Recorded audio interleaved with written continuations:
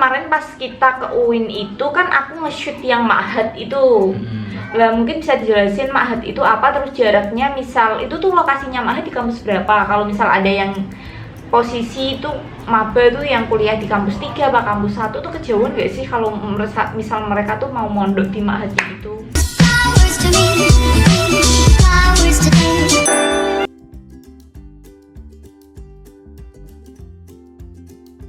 Oh gini, kemarin tuh ada yang nanya di komentar gitu kan. Ya. Masalah ini, kayak biaya hidup di Semarang itu tuh mahal nggak sih kalau misal dibanding kita gini?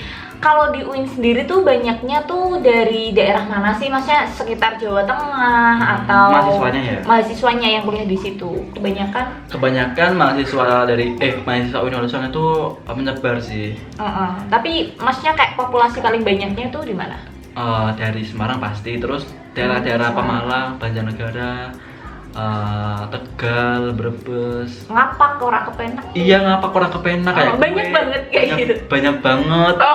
Jadi orang ngapak orang di kepenak. kelas itu, di kelasku kurang lebih ada banyak ngapak sih. Perutku kan apa sih? Tingginya kencot ya kayak gitu. Tapi ya mereka nggak kayak gitu, nggak kencot. Tapi Katanya ngeli, nggak kalau kencot daerah mana gitu.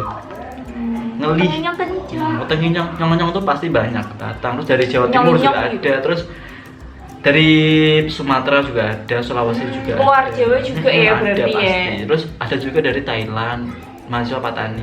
Itu pertukaran gitu apa enggak gimana? Sih, enggak pertukaran, itu memang dari sananya mau kuliah ke UIN gitu. Wih, enggak cuma di UIN doang, di UIN Suka, Sunan Kalijaga, di UIN Sarinjaya-Tua, UIN Sunan Ampel, UIN di Bandung itu juga. Berarti semua UIN di Indonesia?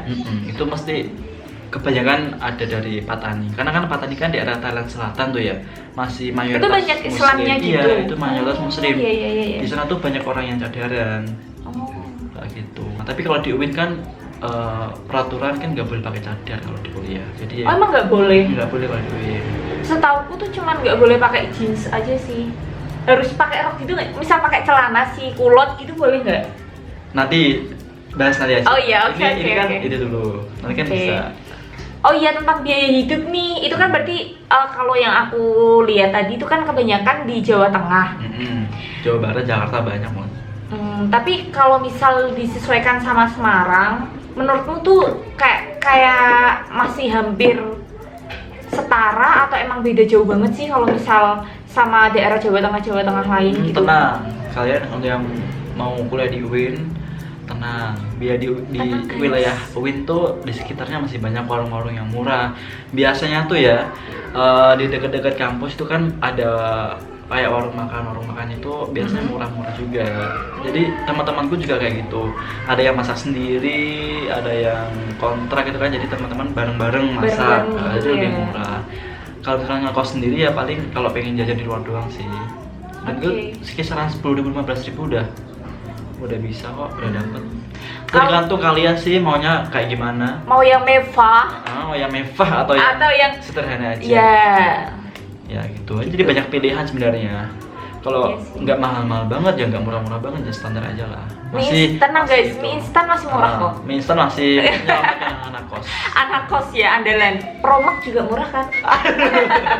Kalau tanggal tua belum dapat biar itu ya, gitu perutnya biar nggak mah ya. Iya biar baik. Asam lambungnya juga tertolong yang punya asam lambung. Pengalaman ya mbak ya. Oh iya, itu kan dari sisi makanan ya. Kalau tempat tinggal nih, kos-kosan gitu sekitaran berapa sih? Terus kisaran gitu, lokasinya tuh jauh nggak sih kalau kos-kosannya gitu? Relatif sih dan beragam banget. Di UIN juga itu di sekitar UIN kan daerah di Semarang ujung atas barat. gitu ya? Semarang barat. Oh iya, ujung paling Semarang ujung barat. Nah, itu kan jadi kan jauh dari kota. Jadi untuk kos-kosan pasti banyak. Itu ada di sebelahnya ada pemukiman. Terus depannya ada perumahan. Seberangnya itu kos-kosannya berarti? Di sebelah itu yang kios-kios masuk gang itu loh, ada gang-gang itu banyak kosan. Terus depan persis kampus juga banyak kosan, pondok pesantren juga. Pokoknya kos-kosan di daerah Ngalen itu banyak banget dan harganya pasti beragam. Temanku ada yang 1 bulan tuh cuma bayar 250. Banget kos. Iya, itu ada. Tapi ya fasilitasnya tergantung biasa aja. ya. Kamarnya biasa aja dan Ya kamar mandi di luar, nggak di dalam. Kalau di dalam biasanya rata-rata tuh 500.000 kalau kamar mandi di dalam. Iya, Biasanya. iya, biasanya. Dan temanku tuh nggak ada wifi-nya, nggak ada apa ya. Cuma tempat tinggal buat tidur sama kamar mandi. Tapi kalau masih low budget ya nggak masalah sih. Itu Iya bisa buat rekomendasi. Bener Itu banget. deket banget juga dari kampus, jalan kaki pun bisa. Oke, berarti ini ya guys, buat kalian yang mau kuliah di UIN, jangan bingung masalah kos-kosan karena lokasinya kan deket dari kampus. Deket, iya. Jadi nggak perlu lah kalian kayak nanti aku naik apa ya, naiknya bis atau naik apa. Ya. Kalau misal sepeda motor lebih bagus. Lebih Kalau bagus, misal lebih nggak efisien. punya, jalan pun tuh bisa sampai Bisa ya. banget. Bisa banget. Tapi Deket kan ya, paling 5 kurang, menit. kurangnya tuh jalannya naik turun, jadi kayak nanjak gitu. Rada Nggak apa-apa capek. dong, sehat. Buat olahraga juga biar Sehat. yang gendut-gendut biar lah ngesing. Canda. Ya bener juga sih, apalagi cewek kan takut gendut. Banyak juga gitu kan. Iyalah, pastilah.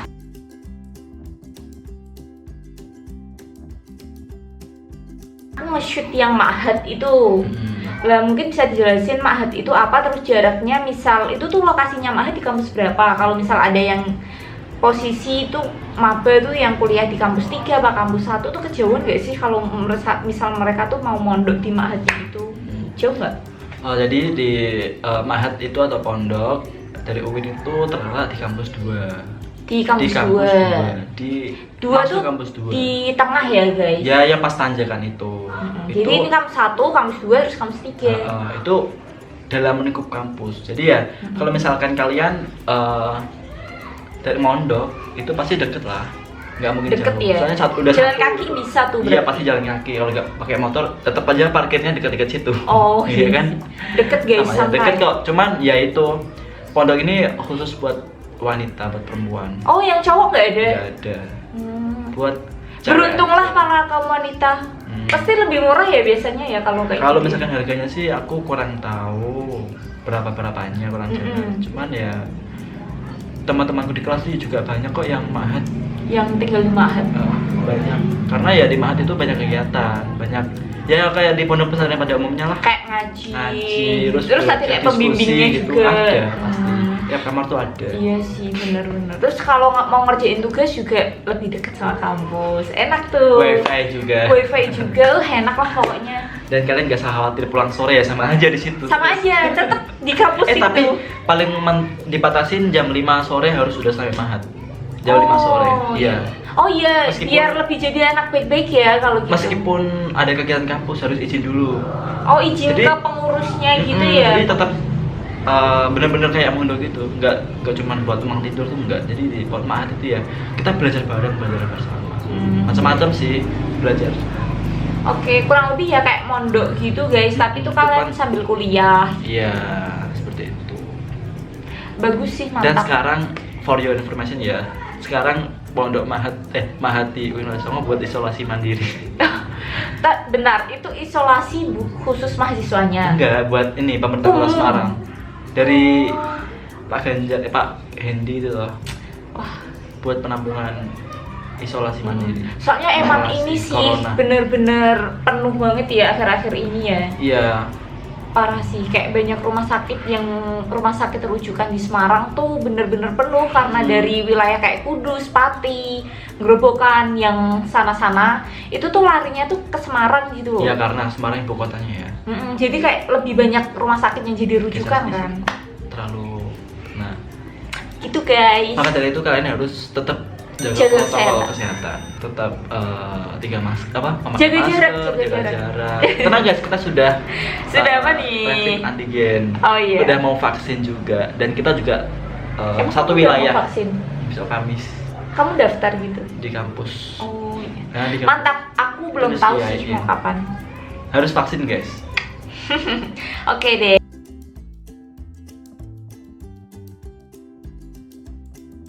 Tadi kan udah nih masalah biaya hidup, terus masalah kos-kosan atau tempat tinggal. Sekarang ini masalah biaya kuliah. Pasti kan banyak. Uang kuliah. Banyak banget kan kayak aku males banget nih kuliah soalnya kan mahal. Terus takut kalau misal cuman sampai tengah jalan terus orang tuanya nggak bisa ngebiayain gitu. Terus banyak dari orang tua juga, lah nggak usah kuliah tuh mahal gini lah. Makanya kita mau tahu nih kalau di UIN sendiri tuh terjangkau apa enggaknya. Terus ada program beasiswa gitu nggak ya? Jadi buat kalian tuh biar tahu nanti. Biar ringan gitu ya. Misal mau kuliah di UIN itu kira-kira ada planning gitu ke depannya mau gimana?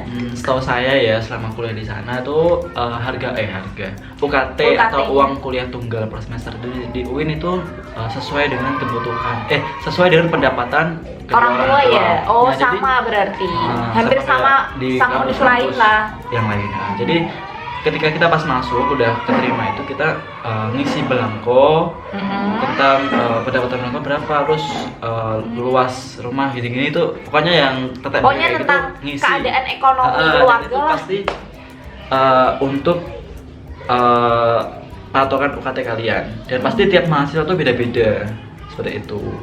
Jadi ya tenang aja, kalian tuh harus yang penting tuh kalian yakin. Tapi masih standar, maksudnya kayak nggak mahal banget gitu kan? Lumayan. Ya cukup murah sih kalau dibanding dengan univ lain di Semarang gitu. Iya.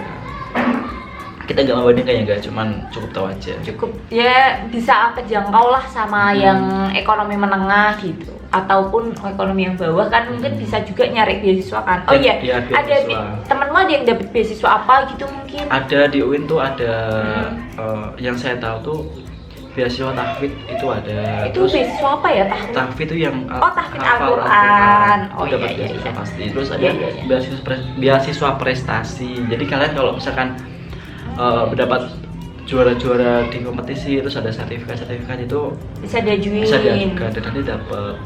Terus ada beasiswa, jadi biasanya kan dari luar juga banyak nyediain. Kayak kerja sama perusahaan gitu nggak? Misal Jarum, beasiswa Jarum, temanku, BRI gitu. Ya temanku dapat dari BRI juga ada. Terus bidik misi juga ada sih, bidik misi. Meskipun itu dari itu ya dinas pendidikannya umum ya.